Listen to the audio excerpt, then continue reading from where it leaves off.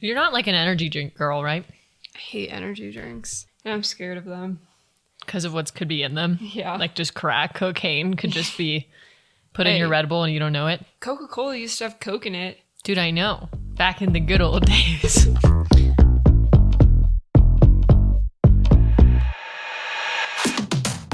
Hi, Lauren. Hi, Shannon. Welcome back to What They Don't Say. Today we're going to be talking about something a little bit more technical. Really, Lauren is going to be educating us. As we all know, she had a presentation recently. Yay. Go, Lauren. It's done now.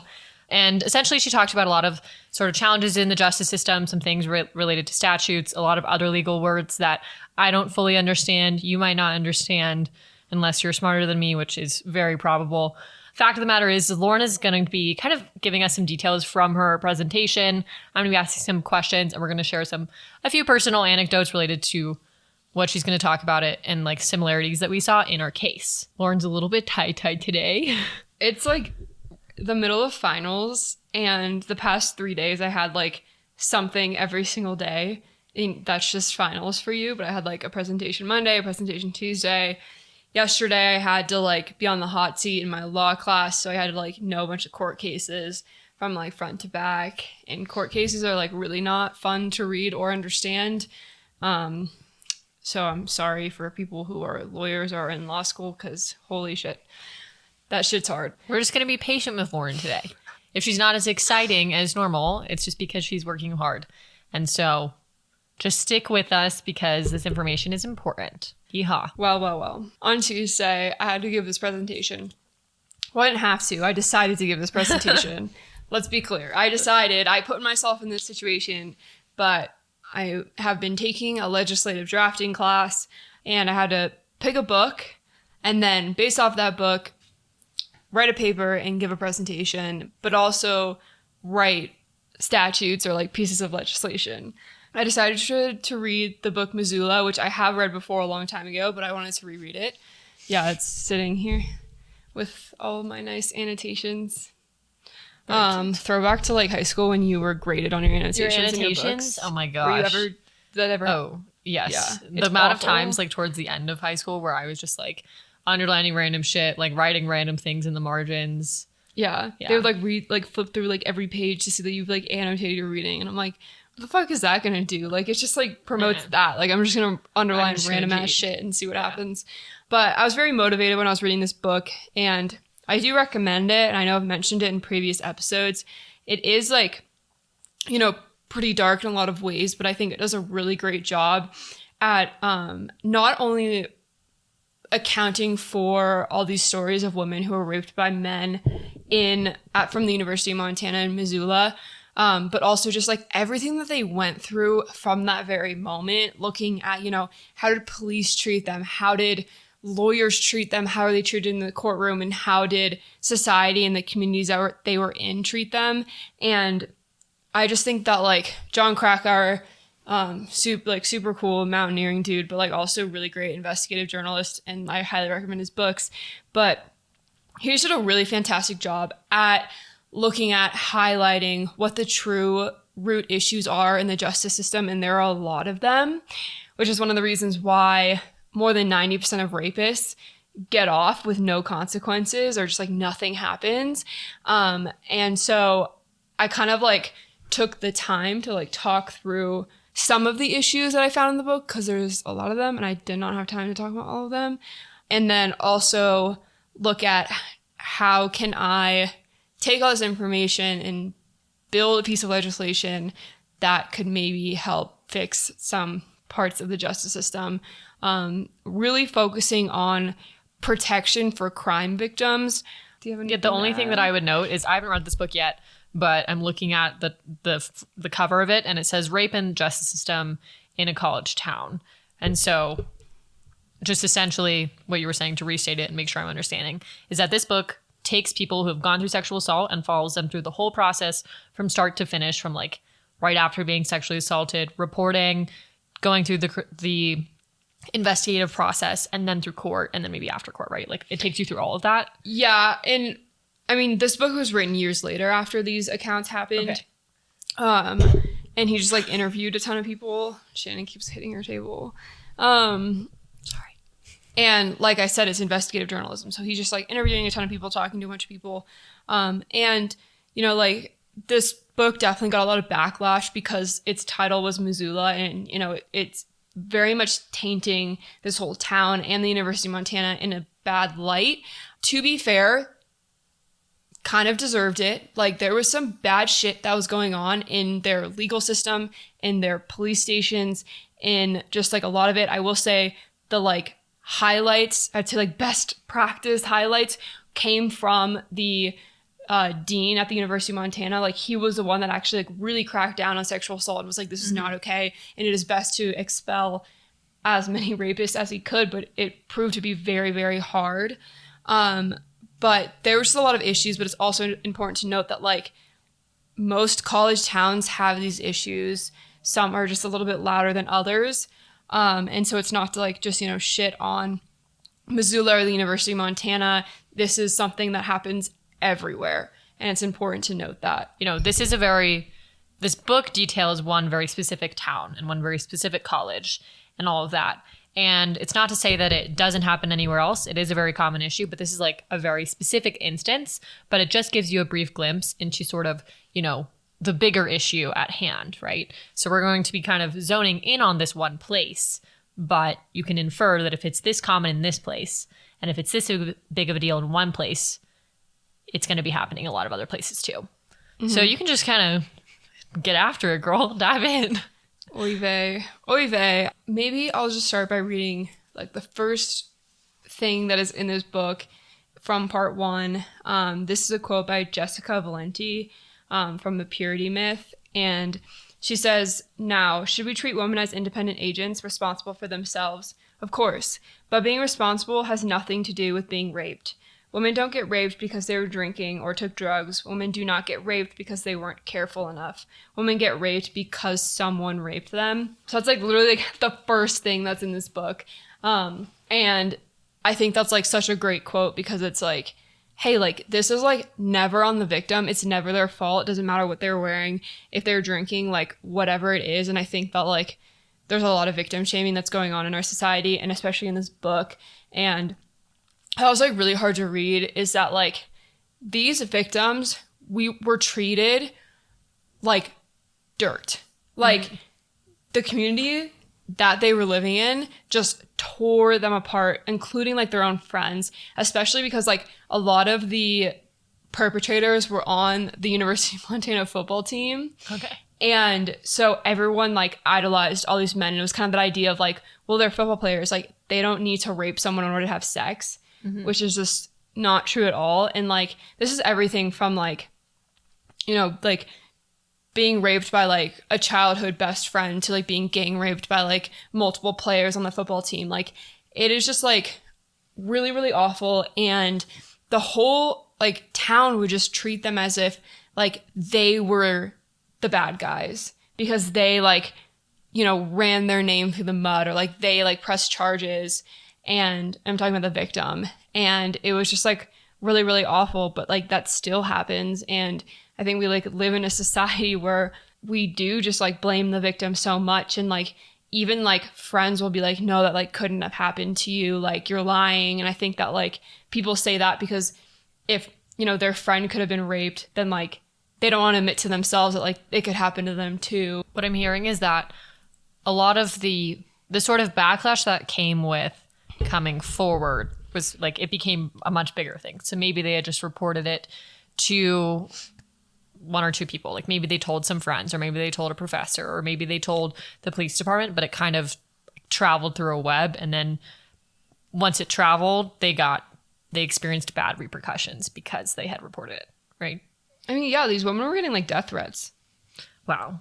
That's sad because it was like violent, you know? And it's just, I mean, some of like the comments, like there's like I guess Twitter comments are like the equivalent of that. Like at the end of this book, one of the guys like was found not guilty. And like all these people were just like, oh, thank God. Like, oh, here it is. Like innocent. I would love for the accuser's name to be released and plastered everywhere like Jordan's was. like, now sue her for every last dollar. Women who falsely accuse men of rape should be thrown in prison. Glad it's over. Happy he was found not guilty. Hope he comes back to play Grizz football again.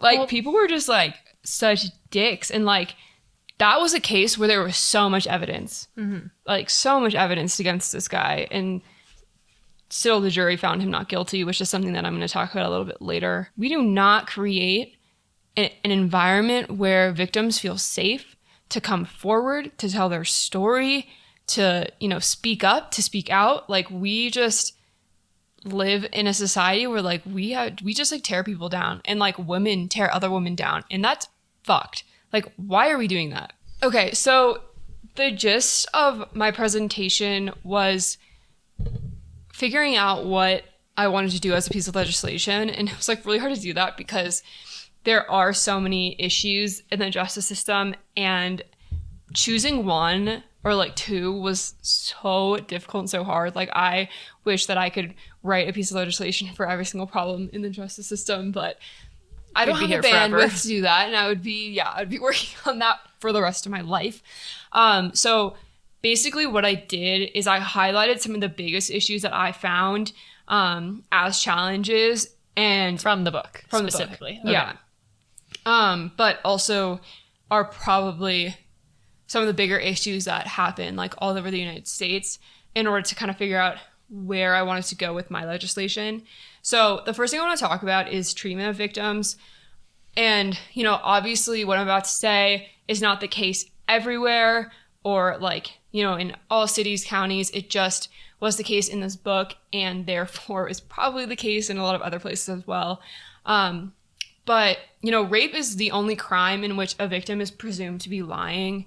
And that's really tough, you know? Like, if a victim of a crime walks in and they're like, you know, hey, like, I was mugged, or, like, someone broke into my home, no one would question that. Like, people would be like, yeah, okay, that happened. But when a victim walks in and they say that they've been sexually assaulted, oftentimes people, like, go into this default of, like, well, there's a pretty high chance this woman's lying. Once again, this is not always the case, but this happened time after time after time in this book. And, like, for the most part, the police, like, you know, they did their jobs and they, like, conducted the investigations, but some of the times the ways that they went about it were really, really fucked up. And what I mean by that is, like, oftentimes they were met with, like, extremely hostile interrogation styles.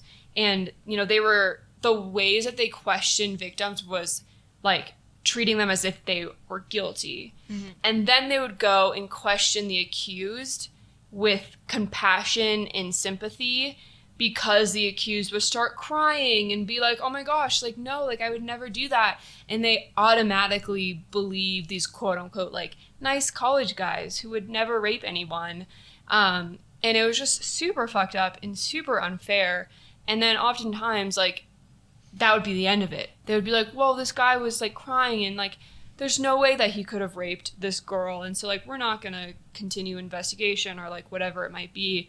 And that's, like, super unfair, but also just, like, really inappropriate questions were asked a lot of the times. Like, what were you wearing? Were you drinking? Do you have a boyfriend? Because if you do have a boyfriend, then, like, maybe you really just cheated on him and you don't want to admit that, so you're just, like, calling rape. Like, what is that going to do, right? Like, when a cop or prosecutors fail to aggressively pursue these sexual assault cases, it sends a message to sexual predators that women are fair game and they can continue to be raped in the future. So obviously that sends a message to sexual predators that says, you know, it's okay to do this because you won't get in trouble anyways. But sort of the underlying message beneath that is, if you're somebody who isn't a quote unquote, like, sexual predator, like, you're not a serial rapist, you're not doing anything like that, it removes a sense of urgency to get consent. Because if there's no repercussions that when this happens, then there's not really a precedent that is set to ask for consent, right? And kind of, like, on top of that, the next thing that I wanted to talk about was the power that prosecution has. In this case, the head prosecuting attorney in Missoula, like, never, ever prosecuted sexual assault cases. She just always, like, prosecutors can literally just be like, there is insufficient probable cause, and this is like, this case is not going to go anywhere, and that's it. Like, they have all the power to decide if this is going to turn into a case or not. And obviously it's like super fucked up because it's putting this like all in this like one person. They have all the power to decide like if it's going to go to trial, like if anything is going to happen to it. And even if there's so much goddamn evidence, they can still say like, nope, there's not enough evidence, insufficient probable cause, and the cases will just get completely thrown out.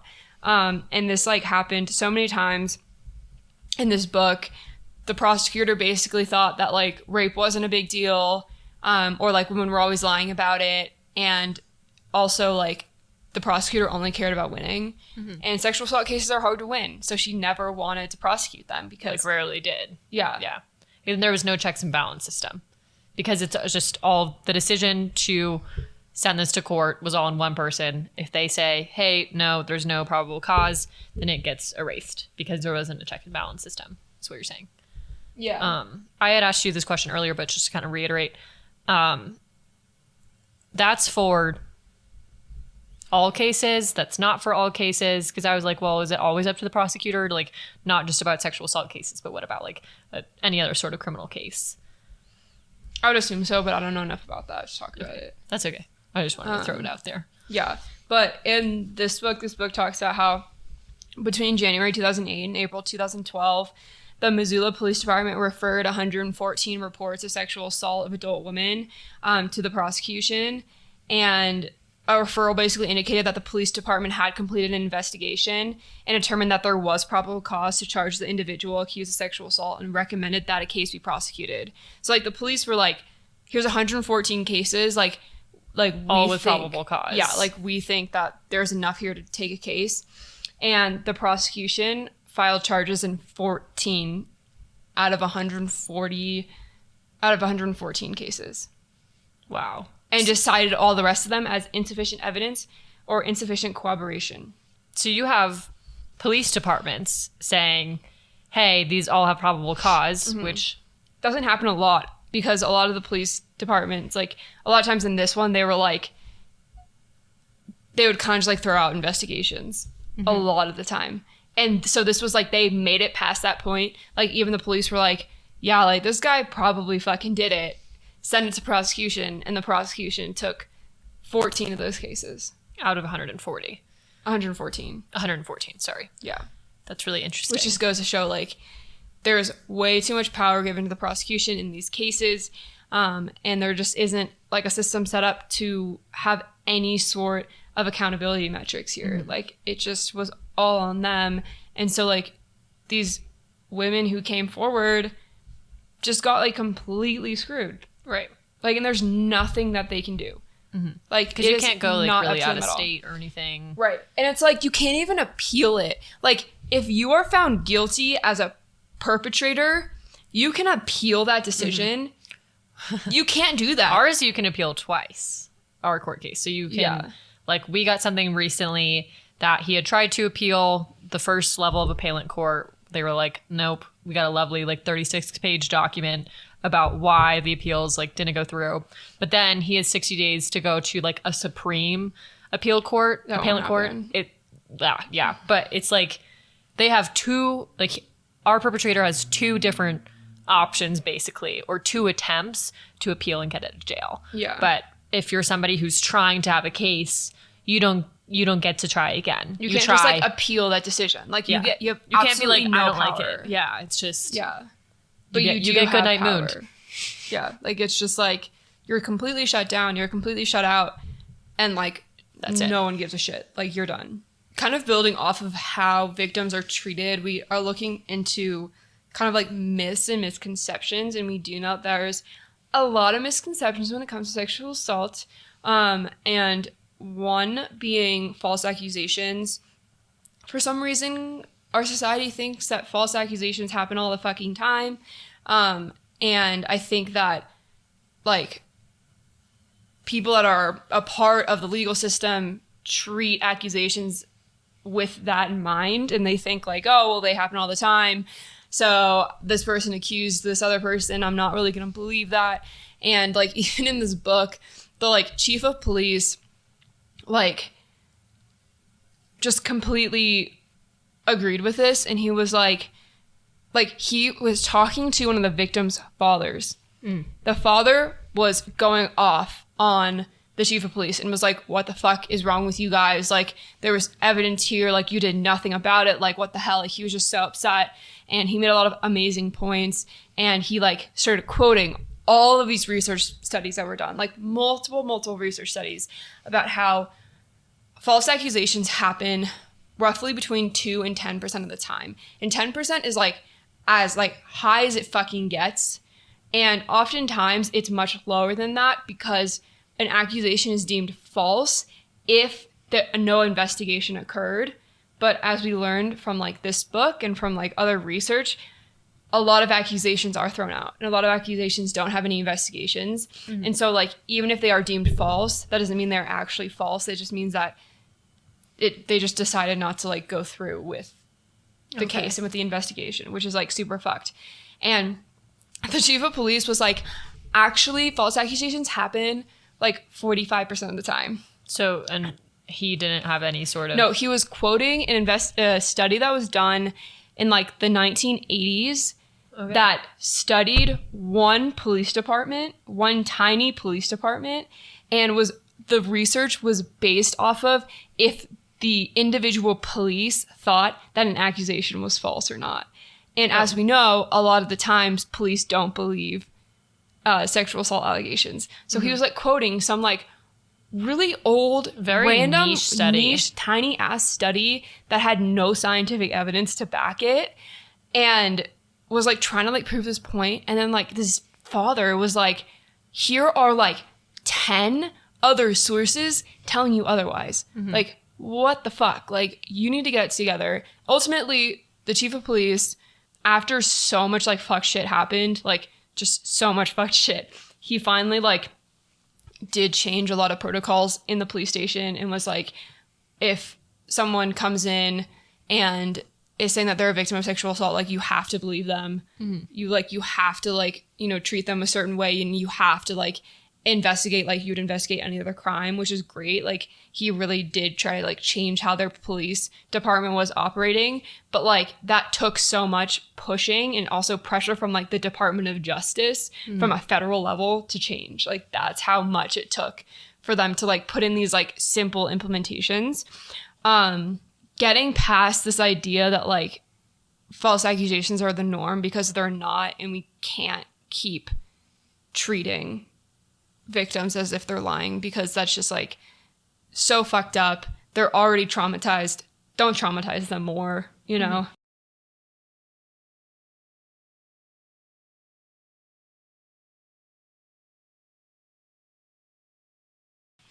And sort of with the false accusation thing is, like, I thought they were significantly more common.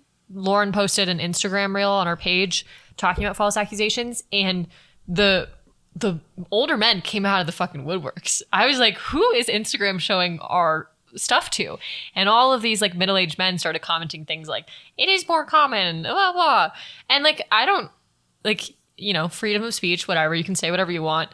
But in the comments, there was somebody that said something along the lines of like, rape is bad. People should go to jail for it. False accusations are bad. People should go to jail for it. And I thought it was an interesting thing, because like false accusations really diminish the weight of the words and for people who have come forward, because if it's only 5 to 10% and people are like 2 to 10, it's 2 to 10%. Sorry. If it's only 2 to 10% and people are like, it's way more, and it's only that little. Yeah. False accusations, they are something that frustrate me, because it takes away the weight of the value when people do come forward with this stuff. But it's not as common. And it's just like, well, I think that those like false accusations do really undermine the validity when someone does come forward and they are speaking their truth. I also think false accusations are put in the media a lot more, and they're blown up a lot. And it's like really easy to be like, well, women are crazy, and like if a man like hurts their feelings, they're just gonna go psycho mode. And it's like there's like we've all been a little crazy in a relationship. Never. Ever.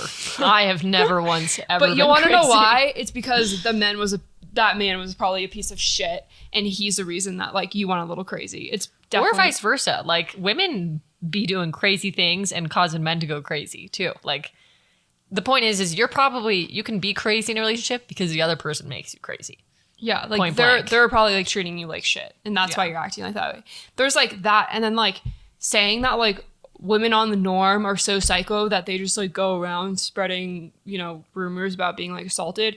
Like, sure, it totally happens, but like not all the fucking time, and it's like not fair to blow that stuff up in the media and then just completely devalue other people's experiences that they have gone through that are so true and so legitimate. Like that's just like not fair to anyone, and like we're not being helpful as a society by doing that. I mean, the media and like in general makes me want to like blow my head off because like it just is so fucking stupid, but like it's just like so not fair, you know? This is like the metaphor that I use, and I know it's stupid because it's like does not hold the same weight, but it also does hold the same weight because I think it is really important. I don't know, you guys can decide. You know, like a lot of people need service dogs, right? Mm-hmm. Like they really need service dogs. Like their service dogs are literally can save their lives if someone happens. And there's those people that put on a fake service dog vest to like bring their dogs to like wherever they want to go, and then they like make it so that, you know, like those like them faking their service dog undermines like the value of a real service dog. And then like a lot of times people are like, well, you can't bring those dogs into this establishment anymore. You can't do this with a service dog anymore, because there's been so many cases of people like faking a service dog vest and like certification. And then like these people who actually fucking need goddamn service dogs can't have their service dogs in certain places anymore. Right. And it's like, you're just like faking all this shit, and it's completely undermining people who like actually need this, and it's really important for them, and it can be like a lifesaver for them. And like that's like always a metaphor that I think about in my head when anyone like, you know, like the boy who cries wolf, right? Like anyone who like says this like fake shit, you're just ruining it for the people who like are actually going through this shit and really that's like struggling. So goddamn unfair. Like you like don't fucking do that. Like it's just like so fucked up. And for some reason we think that's just like normal. Why? Okay, my next rant. This is so much fun. Burden of proof in sexual assault cases is beyond a reasonable doubt, which means in order for a jury to find someone guilty, they need to be 100% certain that that person is guilty. Now, this might be controversial because I understand that this is the burden of proof used in all criminal cases. And I understand that. Okay, but in other criminal cases, there's normally a good amount of evidence. If someone's fucking murdered, you probably have a good amount of evidence. And yes, people get wrongfully convicted of murder all the time, and that's fucked up. But when we're talking about sexual assault cases, there's oftentimes very, very limited evidence. And so for the jury to get to this point where they are 100% certain that that person is guilty is just very, very, very, very hard for them to get to that point. It's so goddamn hard for them to get to that point because like maybe there's only like 2 or 3 pieces of evidence. The rest of it is all he said, she said. How can a jury be 100% sure? Well, why don't we lower the burden of proof? Why don't we make it so it can be lower than 100%? Because I just don't understand how a normal ass person sitting on a jury who doesn't even know what sexual assault is and like has no experience with this can like determine if someone is 100% guilty based off of a testimony that is given by the victim and a testimony that is given by the accused, and then random testimonies given by a bunch of other people that you're not even sure why they're there, how they're connected, and you're just confused as fuck. Like, what the hell? I just think that is so stupid. But I also understand that's something that will probably never change. It will never probably change, but I think it should. Well, so when you were talking about the sort of like evidence and stuff, so like with sexual assault, we've talked about it plenty of times on here, that sexual assault tends to be a crime like between two people behind closed doors. Not all the time, but a lot of the time.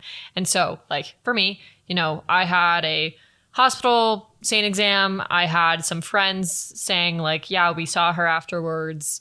there was some DNA, but like none of that DNA proved sexual assault, right? Like what they found inside of me, right? Yeah, it just proved that he was inside of me at some point, right?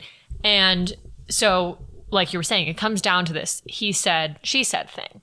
So, you know, yeah, our perpetrator was found guilty, but I sometimes think like they don't 100% know.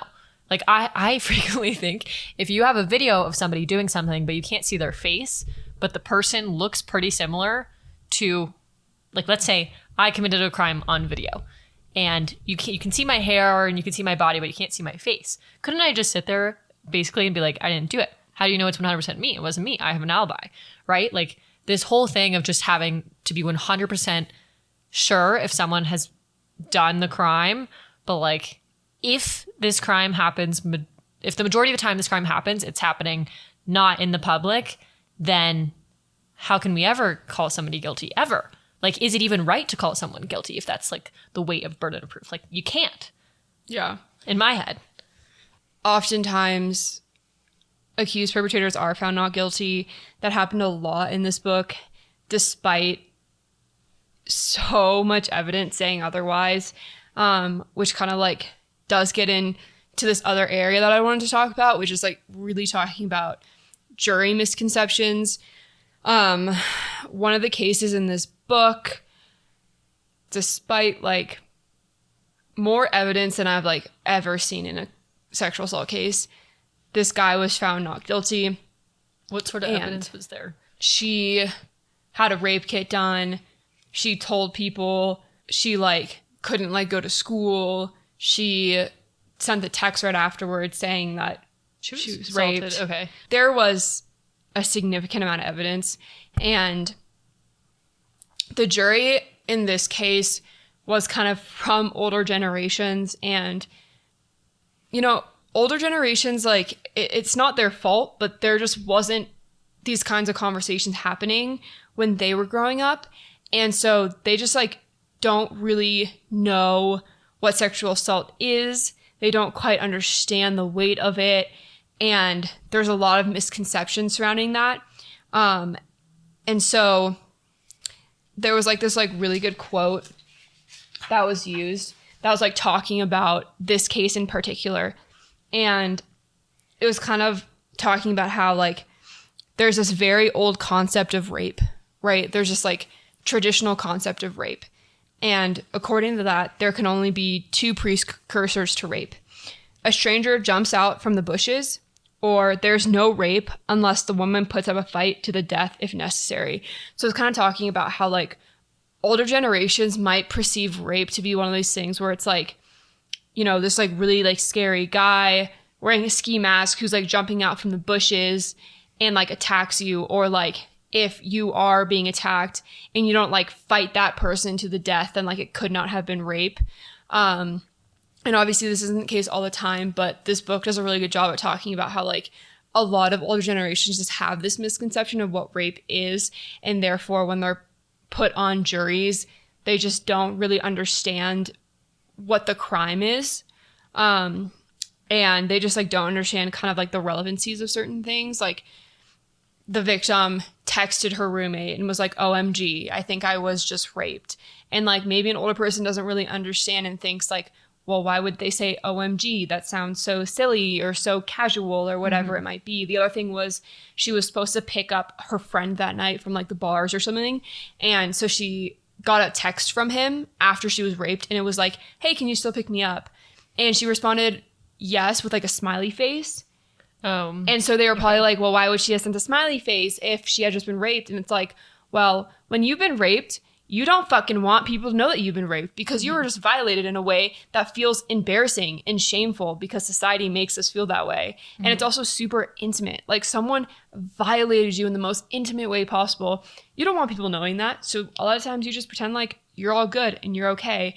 And so I think that the like certain generations and like the jury in this case just did not understand that. They were like, well, if she had just been raped, then she, you know, probably would have been like really fucked up and not able to like move or do anything, but she like sent a smiley face to her friend and picked her friend up and stuff like that, you know? And it's just like, well, that's not really what happens. And there was like a really good quote, and it was from a prosecuting attorney, like a different one, and actually like a good prosecuting attorney. And she said, it was actually pretty common for women not to scream or call the cops in rape cases I prosecuted, at least partly because women aren't wired to react that way. We are socialized to be likable and not to create friction. Women are supposed to resolve problems without making a scene, to make bad things go away as if they never happened. And I really like this quote because she's just pointing out that, like, you know, there is that misconception of like, well, if you're getting raped, scream. Why would you not scream? But as we know, deer in the headlights, a lot of women freeze and they don't know what to do and they get scared. And so she's pointing out that, like, it's very common not to scream. It's very common not to call the cops right afterwards. It's very common to not know what to do or to kind of carry on as if nothing has happened because you don't know what else to do. And like, she's talking about this idea that, you know, women were brought up to, like, you know, don't cause any issues, don't like speak out, like don't, you know, just be likable and, you know, don't create any problems. And I think that like a lot of that is like rooted out of this. And so I think that just, she's just like pointing out that people just like have all these like little misconceptions throughout this entire process of like being raped, to what you did while you were being raped, to what you did before, to what you did right after. And it can really screw victims over because people just have this misconception of what is the right or wrong thing to do when you're a victim in this situation. Similar to how like you go through life and you experience something new, and there's not just like this is exactly what you do in this scenario. That doesn't exist. It's the same thing with sexual assault. We're not taught this is exactly how you should act post-assault. This is exactly what you should do next. Obviously, there are resources and things that say, like, if you're able to go to the hospital, go to the hospital, seek support, all of that. But once you're in that scenario, like, you don't know how to act. You've just experienced an extreme violation on your body, and it's this thing of, like, what? It's this very foreign. Shock. Yeah, you're in utter shock. It's this completely foreign thing. So there's not a right or wrong way to act, and we've talked about that a lot. But as far as the sort of like jury misconceptions, you know, you had talked about how some people from the older generation like might not understand this because it wasn't a conversation. Nobody was talking about this. This is a fairly new thing. And maybe people were talking about it, but they weren't being heard. And there's someone in my life who is a bit older. And when they were young, they had a relationship that was about like I think it was like a 12-year age gap, but they were really young at the time. So it wasn't like 30 to 42. It was like a teenager to someone older. And I remember I was talking to them once and I said, did you have like sex with this person? And this person was in a position of power. And they said, yeah, I had sex with them. And I said, well, did you want to have sex with them? And they said, no, I didn't really want to have sex with them, but I just thought I was supposed to. So I did. I had sex all the time with them, but I didn't really want to. And I said, so you were assaulted through your entire relationship? And they said, no, like it was fine. It was fine. Like I just thought I should have sex with them. So I did.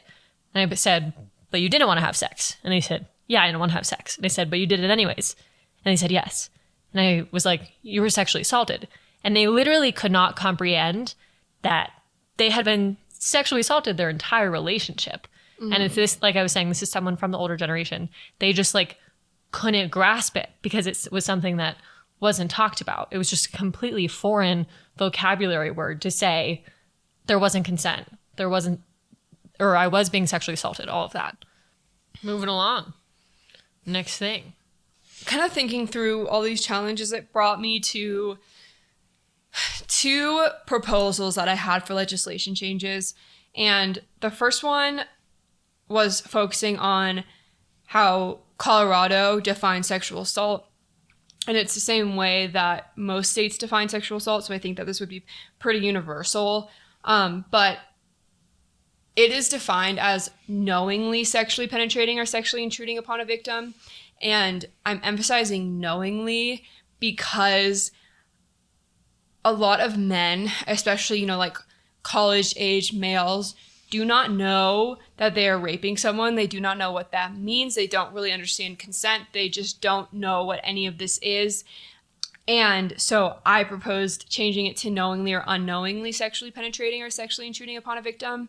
And kind of like to prove this point, there was a study that was done where a guy basically interviewed over 100 male college-age guys.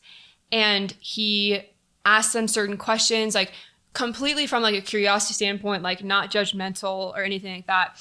But like he would ask them certain questions like, have you ever had sexual intercourse with someone even though they did not want to because they were too intoxicated to resist your sexual advances? And like a lot of these guys would answer yes to these types of questions, and he would even give these like storied accounts of them like completely taking advantage of a girl. And they had no idea that what they were describing was sexual assault. Like they had absolutely no concept of that, because so many times they are just so unaware of what they're doing, especially if they're intoxicated or whatever it might be. And so like my point was that if you commit a crime, even if you don't know you're committing that crime, you're still committing a fucking crime. So why are we not treating it that way in these cases? And the point that kind of came out of this research study was the participants in the study had no qualms about being research subjects, because they share this common idea that a rapist is a guy in a ski mask wielding a knife who drags women into the bushes. But these undetected rapists don't wear masks or wield knives or drag women into the bushes. So they had absolutely no sense of themselves as rapists and were too happy to talk about their sexual behaviors.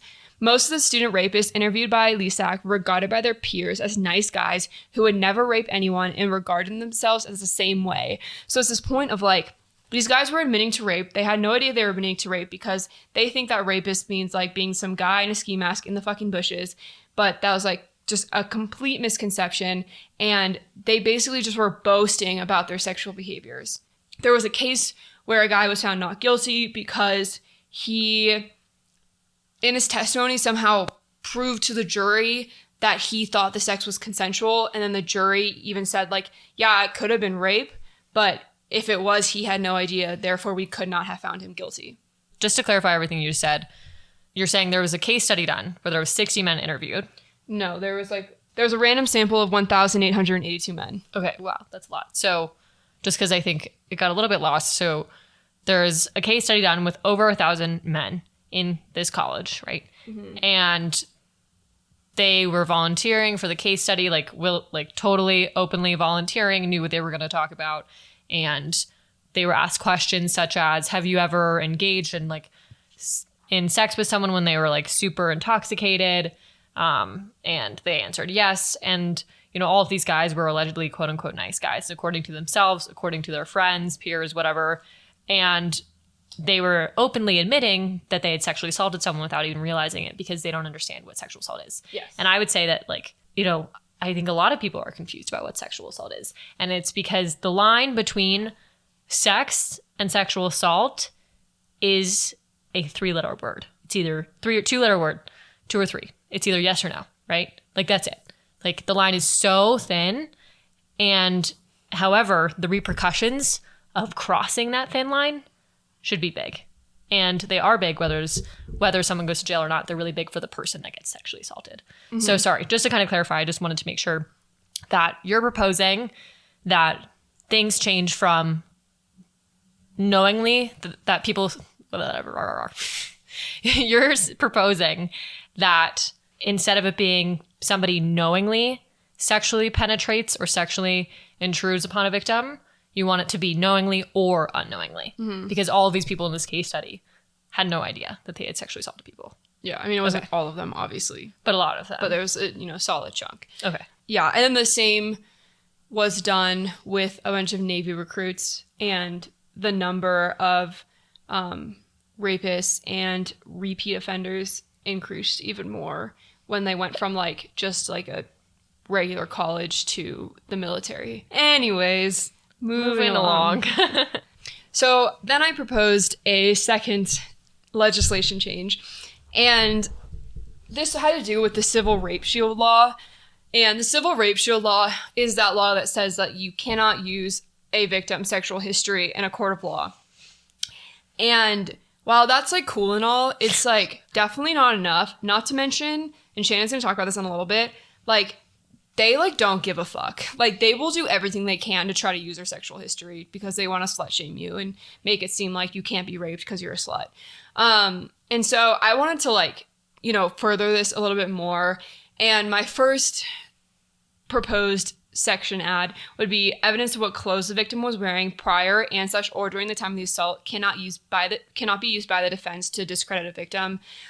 This is that idea of like, you know, we can't be victim blaming. Like, it doesn't matter what the fuck they were wearing. Like, it is not their fault that they were raped. And a lot of the times defense will try to say, well, like, oh, she was dressing provocatively, therefore, like, you know, she's a slut. Or she was suggesting that she wanted it because... Yeah, like, therefore she could not have been raped because she was dressed a certain way. And, like, I don't care what the fuck you're wearing. Like, you're never asking to be raped. Like, that is just not... That's just like, not how that works. And, like, a lot of this is just, like, trying to move away from victim blaming and shaming and even that, like, personal, like, to yourself victim blaming. Because of, like, oh, well, like, was I, like, wearing something that was, like, suggesting a certain thing? But it's like, no, it doesn't fucking matter. Like, and that should not be used in a court of law at all. But they will try to, as hardcore as they can. And I just think that's, like, really fucking stupid. Expanded upon it being stupid. It's just, like, that's not what consent is. Like, your clothes have nothing to do with consent. And your clothes have nothing to do with, like, wanting sex or not.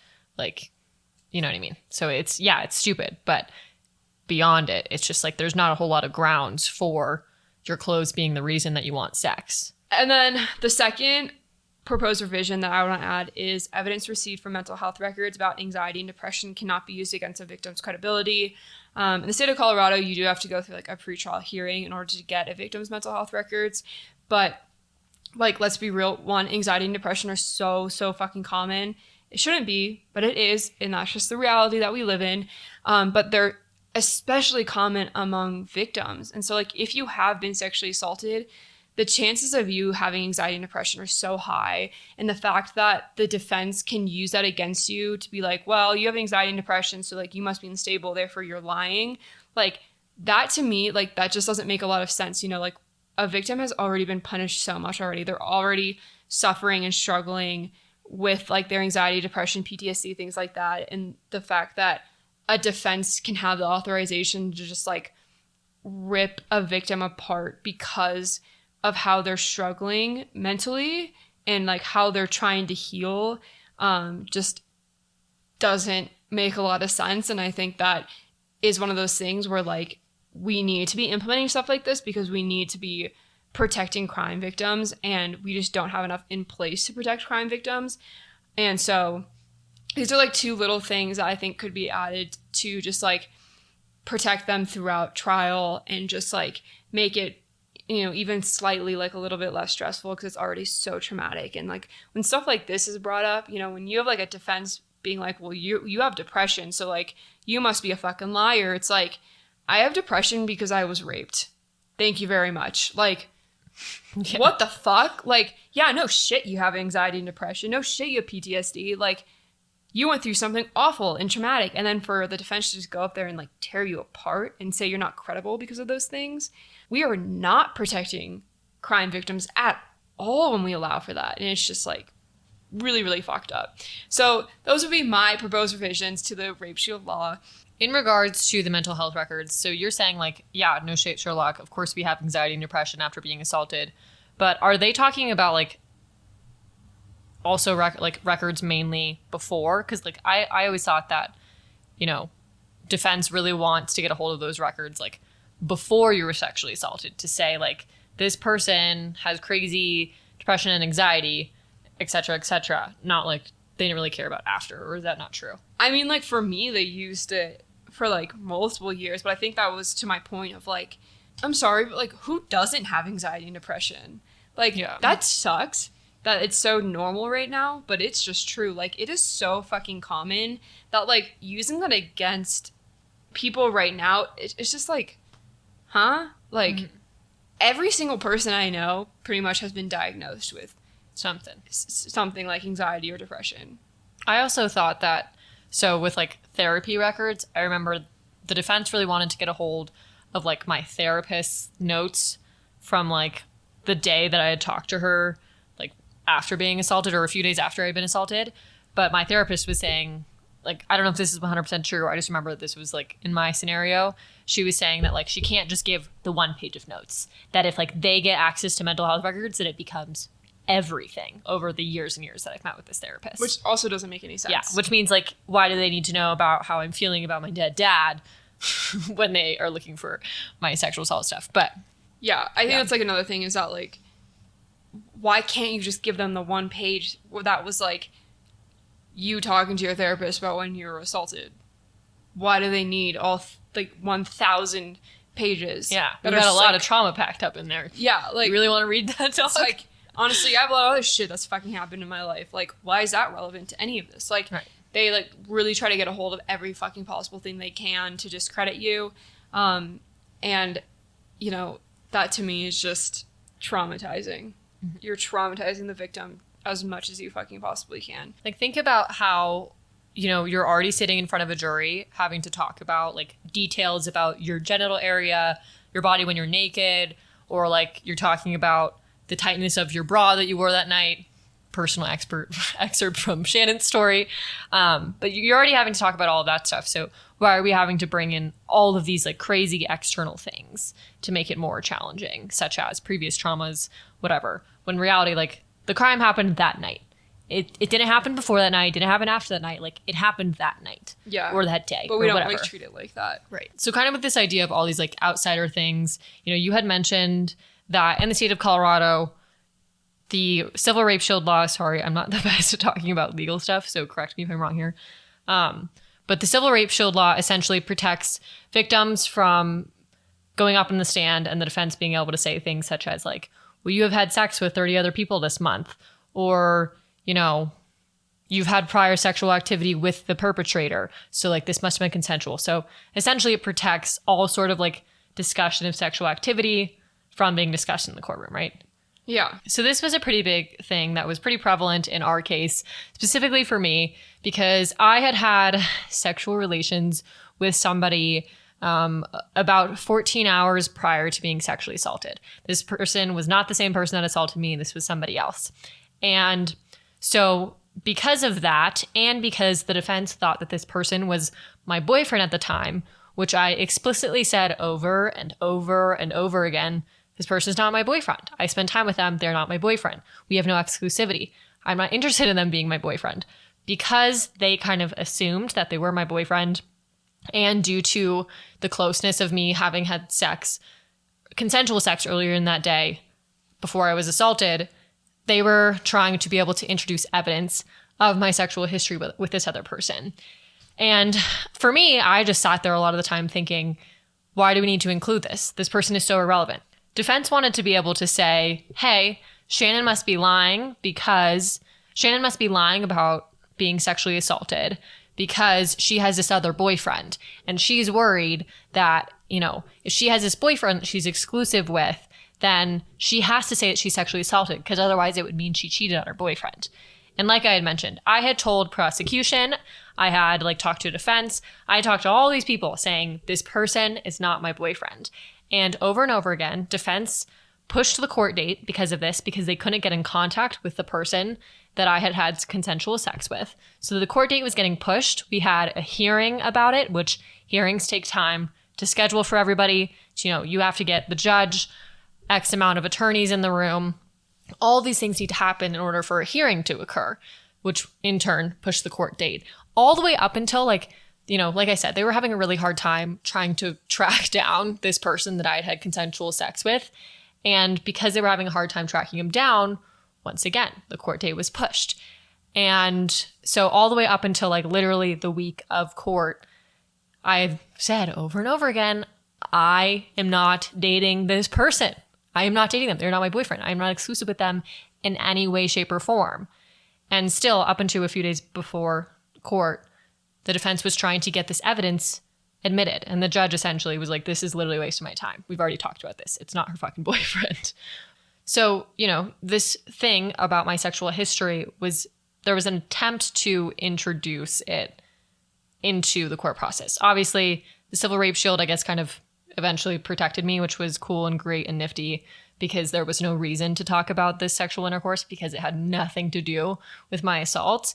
But, you know, it just goes to show that there is this law in place, and even something as simple as like, I had had sex with this person a few times before being assaulted, whatever, they were my boyfriend, even that information, which in my opinion is very minuscule, was still impacting the case in a bigger way. And it wasn't even introduced into the actual, like, you know, legal documents, but it was pushing court dates. It was making things take longer. It was an agonizing thing just to know, like, we were getting stuck on the small detail that felt so separate from the assault itself. Yeah. So, and that's how it often is. Oftentimes, like, the trial is not even about, like, the goddamn rape. No. It's about, like, everything else. And you're just like, what? Like, we're not even talking about the crime for most of this. We're talking about all this other random shit that you have no idea how it's actually relevant. And it's such bullshit. Okay, so as we kind of wrap this up, I know it was just like a lot of like ranting and stuff like that. These were just kind of like some things and like thoughts that I was having. I ended up getting to actually say these ideas to a Colorado senator, which was really cool. I don't know if anything's going to come of it, but you know. Still cool to be able to share your voice. Yeah, it felt really cool because, you know, he does have like power and he thought my ideas were really valid and great. So that was really fun.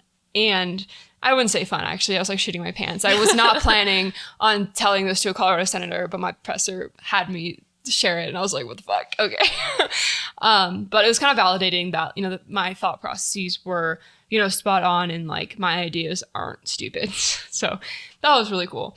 But, you know, when we're thinking about this stuff, you know, and especially this book, it was talking about women victims and male perpetrators. And it's important to note that that's just like one part of the problem, right? Like 1 in 6 women and then 1 in 10 men are victims of sexual assault or attempted sexual assault. But that number increases a lot more when we're talking about transgender communities, when we're talking about LGBTQ, people of color, indigenous communities. And so there's so many issues here. And, you know, when we're talking about this, we're really, especially today, especially with this book, we're really only talking about one part of the issue. But I just want to recognize that there are so many layers to this issue and there's so many areas that are really, really important. And, you know, I wish that like that could have been included in a book like this. I know there are a lot of other books out there, but it's just important to note that there is always so much more to the story and there's always so much more to these issues. You know, we come here and we want to be able to give you guys opinions, personal anecdotes, stories, experiences, you know, all of it, right? But we can only give so much because we have our experiences and we have research, but we can't talk about, you know, experience. We can't speak for everybody. We can do our best to have some sort of voice, but we can't speak for all of you and all of the different wonderful, beautiful, fantastic walks of life that are here on this earth, right? And so, you know, we want you to know that we know sexual assault doesn't only happen to women and it doesn't only happen from a man to a woman. There's so many other things in between all of that. Today we're speaking on one specific type of scenario, but we recognize together that there are a lot more. And we see you and we love you and we are supporting you. Well, yeah, with that, we're going to wrap it up. Thank you so much for listening to all my rants and crazy concepts and ideas. It's okay to create ideas that you think that could create change, even if you don't know the viability of them, because, you know, how are we ever going to create change if we don't start talking about what change even means and what it could be? So it's important to have these conversations. I hope that other people also continue to have these conversations and that we can inspire a little bit of that. And yeah, we will catch you guys. Shannon just had the weirdest burp I have. So sorry. I don't even know what that was. Share your voice. Woohoo. Okay, yeah. We'll catch you guys on the flip side. Cheers, everyone. Cheers.